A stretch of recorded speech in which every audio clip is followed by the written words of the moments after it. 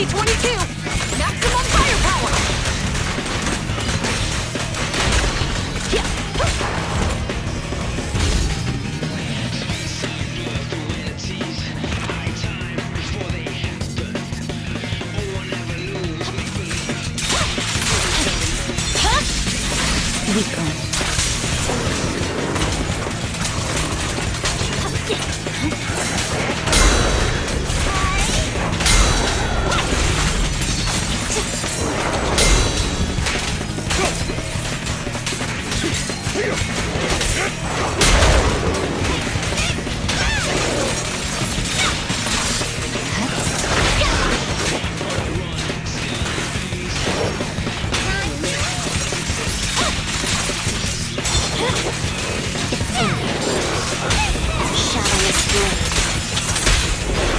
Purging slash!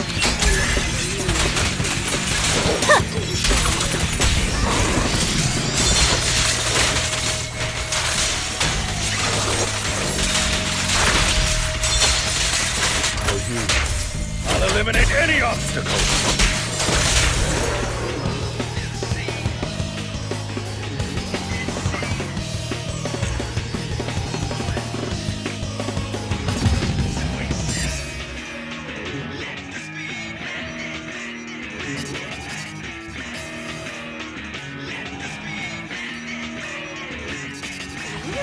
We really harmonize.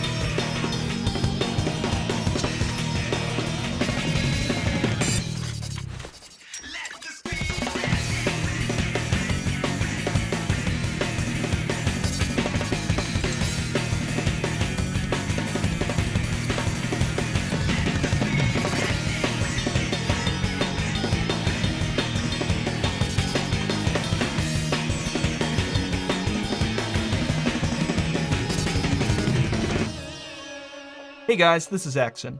This isn't the normal way I do rotation breakdowns, but I felt it would be a good idea to actually explain why I'm doing certain things in these speedruns rather than just showing a little blip of text showing what I'm doing. Also, talking about some mistakes I may make. So let's just first jump into the first half. Mono Ether, Juyen, Astra, Nicole. So, first thing we do is just apply Astra's buff immediately. There's really only one reason for this, and it's to save like half a second or so of Astra being on the field and triggering the timer, and then having to switch in between everyone. Like, it does save a little bit of time, but it's really not that important. So anyway, let's go forward and actually do this.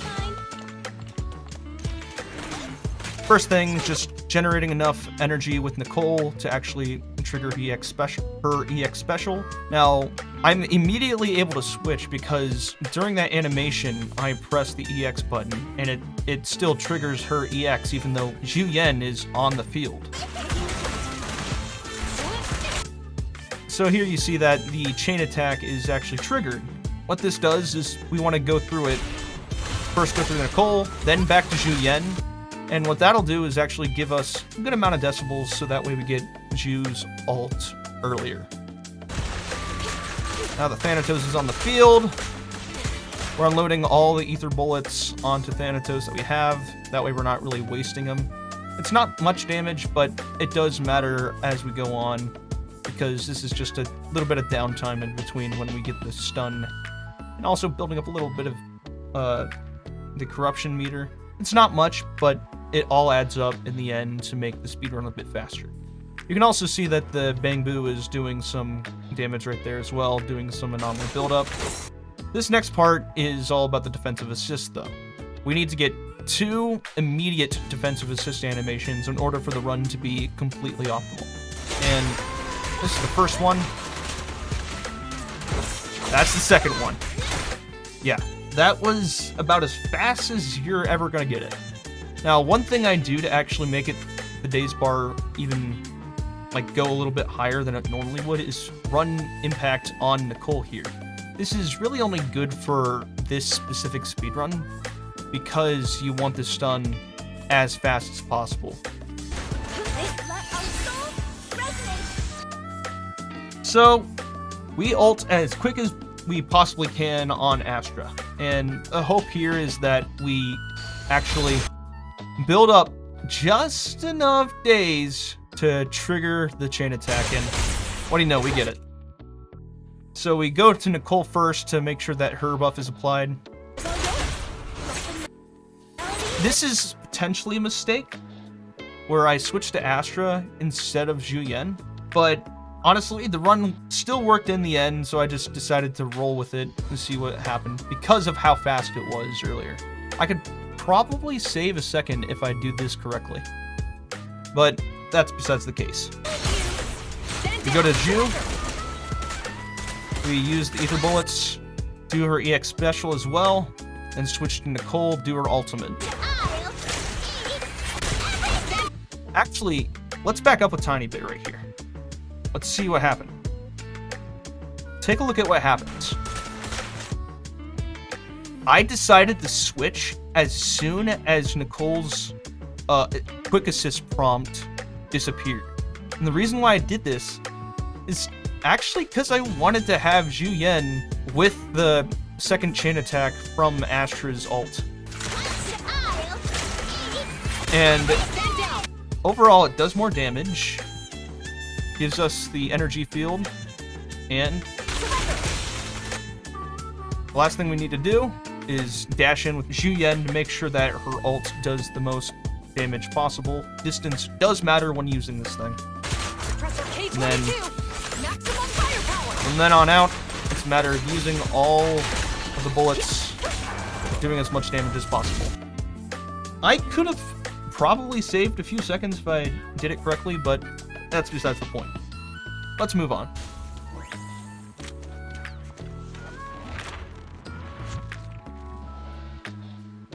So for the mono ether side, it's also about RNG on the defensive assists. We have to trigger an impaired state on the boss as fast as possible. That way we get more damage overall during the stun window. If you don't impair this boss, then you're penalized very heavily, and it oftentimes takes like a full extra minute just to do the same amount of damage. So let's go in. I try to do this really quickly. Mob stage, very consistent. Well, somewhat consistent as long as you go in and do the EX special and then the full charged basic.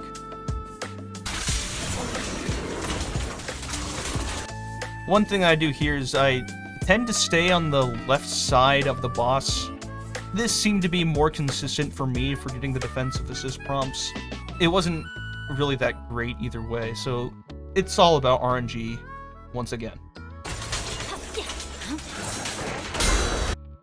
So if you see here, like, I didn't get the optimal defensive assist prompts. It slows down the run a tiny bit.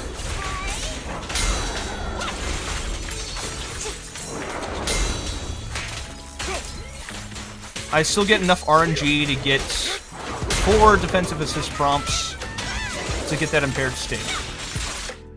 And now from here, it's a matter of stacking up as much Astral Voice as we can, along with Sukaku's buffs, and entering the stun window with as much energy on Sukaku as possible, because this is going to be the main reason why Mono Ice works. It's abusing the stun window using freeze. So we get Miyabi's Frostburn, we did the Disorder quickly. And now we're just about to enter the stun window. It's not going to be completely optimal. We have Miyabi's level 3 charged attack. Use this. I attempted to get Lycon to apply his buff for the stun window, but it didn't really work out, so I just decided to run with it anyway because of what you'll see later. As you see, I get Sukaku's last stack on her thing with this attack. And trigger the stun window. I chain into Miyabi because I want to get the Frostburn state to overwrite the Frostbite state. Oftentimes, I had to reset runs because the disorder didn't happen. The whole point there is to get the disorder. And then immediately after, you want to do the ults because, well, with these stacks I had... Here. Yeah, you saw 3 right there. Just before I entered the ult. So, like, you have the 3 stacks right there. That's very important for actually maximizing it, because you get 3 more stacks from the ult. You cancel the chain because you don't really want to do that. You want to use Miyabi's enhanced basics as fast as possible. Here we actually do get Lycon's buff applied. So there's that. And immediately after, I have a bit more energy to work with if I needed, but I had enough anomaly applied for Sukaku to actually just do 1 wave of her flag and apply the disorder. And then we just go into Miyabi again, get all the stacks, use them, and it doesn't matter how you end here. I just decided to end with Lycon's ult. It just all comes up to if it ends. I'll eliminate any obstacle. And there's that.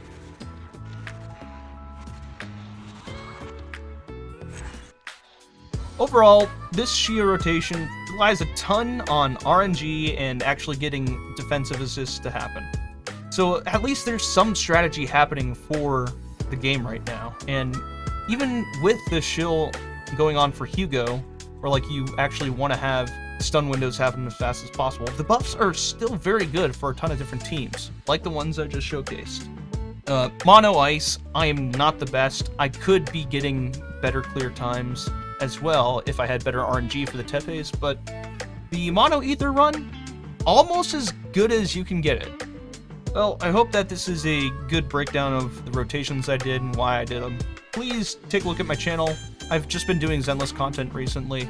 I do have some ideas planned, like a meme video on Crit Piper doing an in-depth analysis, as well as a video discussing a new GPU I bought for my system. With that, thank you for watching, and I hope to see you in the next one.